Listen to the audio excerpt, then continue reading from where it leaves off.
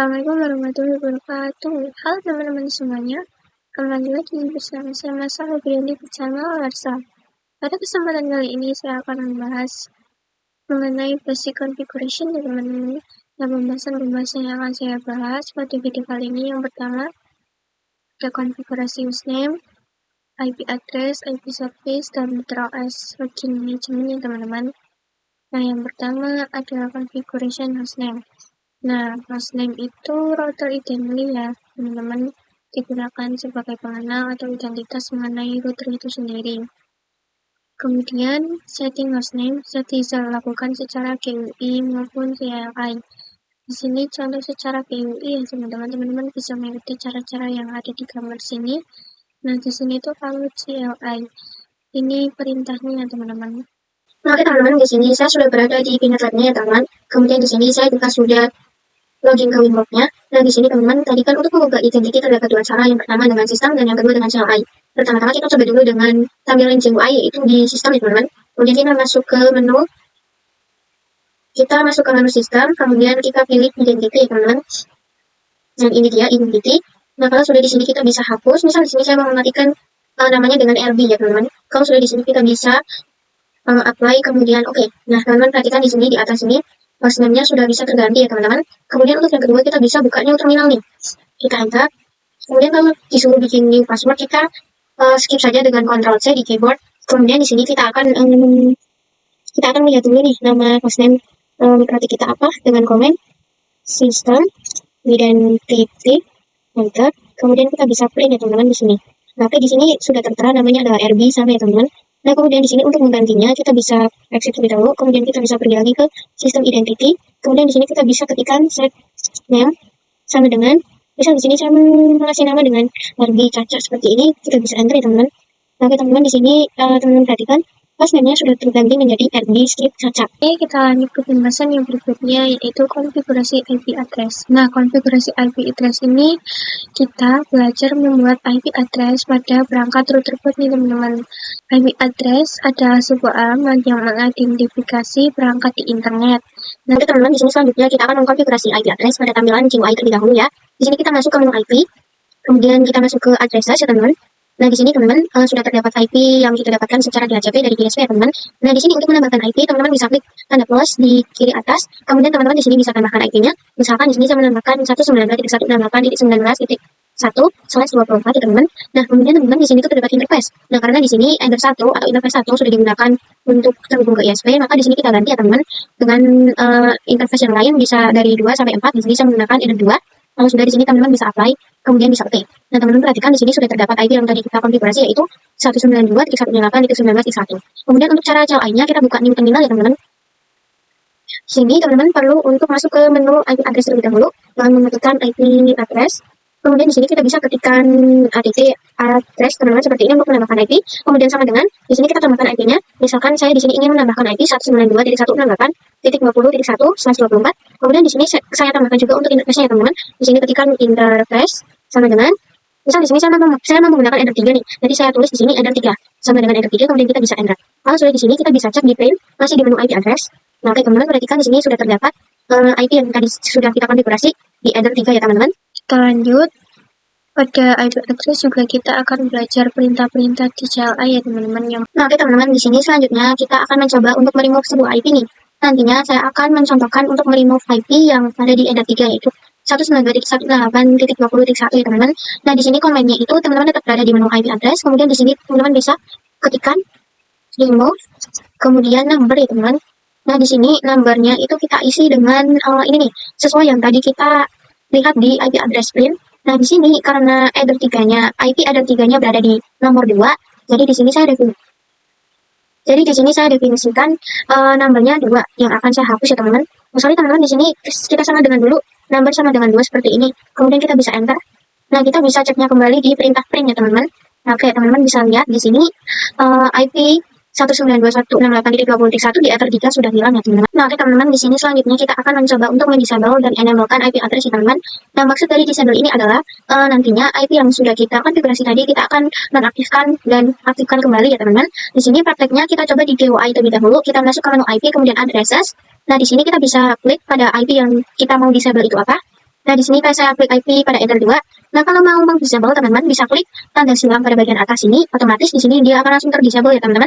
Nah, kalau ingin mengaktifkannya kembali dengan tanda ini, centang yang di atasnya lagi ya teman-teman. Oke teman-teman, kita lanjut ke praktek yang ada di new terminal ya. Kita coba yang di CLI. Di sini teman-teman masuk ke menu IP address terlebih dahulu. Saya akan print IP-nya terlebih dahulu. Kemudian di sini untuk meng-disable sebuah IP, kita akan mematikan komen disable number lagi ya teman-teman, seperti ini, number sama dengan. Dan di sini saya akan meng-disable IP yang 192.168.19.1 ini nih. Jadi dia nomornya 1 ya teman-teman, jadi saya ketikkan 1. Saya enter. Kemudian di sini saya akan print kembali. Nah, oke teman-teman, di sini tandanya kalau sebuah IP itu sudah kita disable, di sini terdapat tanda silangnya yang artinya dia sedang disable ya teman-teman. Kemudian di sini bagaimana cara untuk mengenablekannya lagi nih. Nah, untuk mengenablekannya lagi terdapat sebuah komen seperti ini teman-teman. Enable number sama dengan 1 lagi ya teman-teman. Kemudian kita bisa enter. Kalau sudah kita bisa print lagi.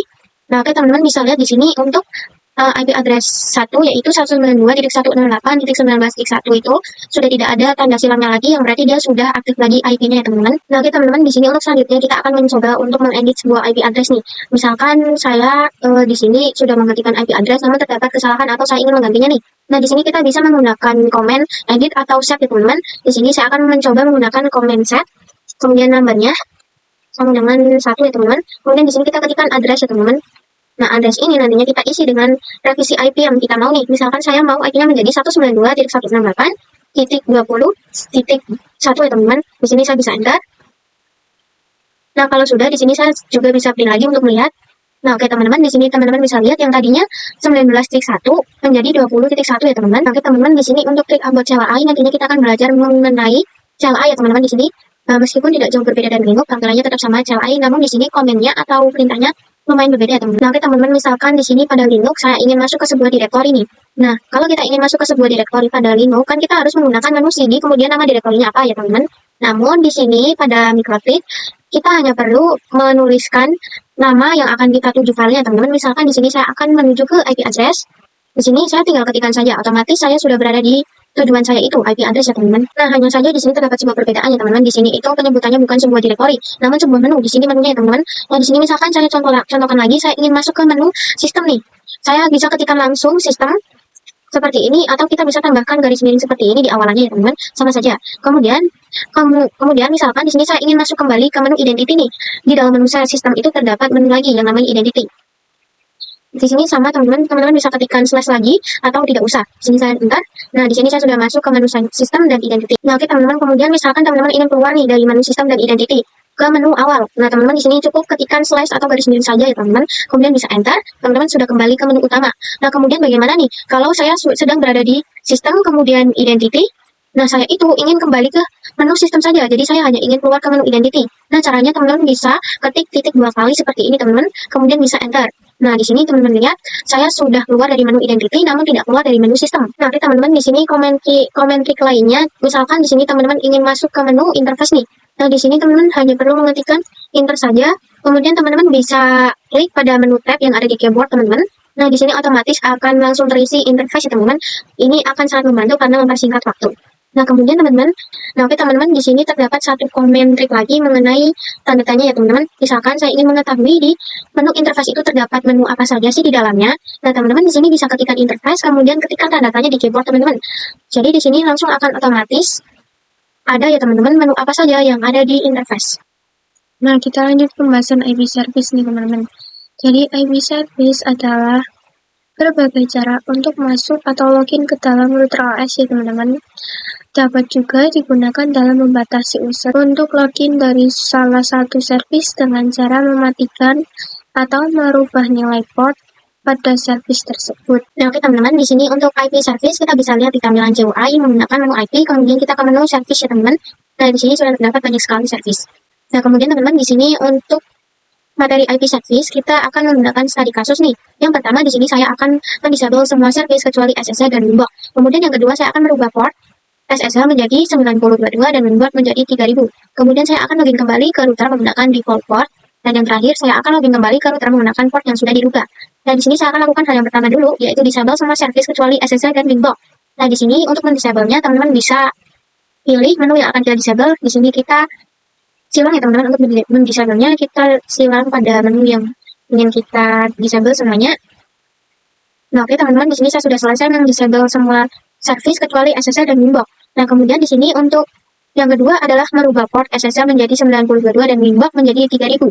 Nah, di sini untuk cara mengubah port SSL-nya kita klik 2 kali nih. Nah, kemudian di sini default portnya SSL itu 22. Makanya di sini saya akan ganti menjadi 9022. Nah, jika sudah di sini saya akan apply kemudian oke, teman-teman. Kemudian di sini di Winbox klik 2 kali ya, teman-teman. Kemudian kita ganti lagi menjadi 3000. Nah, sudah kita bisa apply kemudian nah, oke teman-teman, di sini saya kelupaan menjelaskan satu hal yang lebih penting juga. Nah, di sini ada port available from saat kita ingin mengganti port SSL dan Winbox tadi nih. Nah, di sini tuh artinya kita akan mengizinkan IP mana saja yang untuk port SSL ini.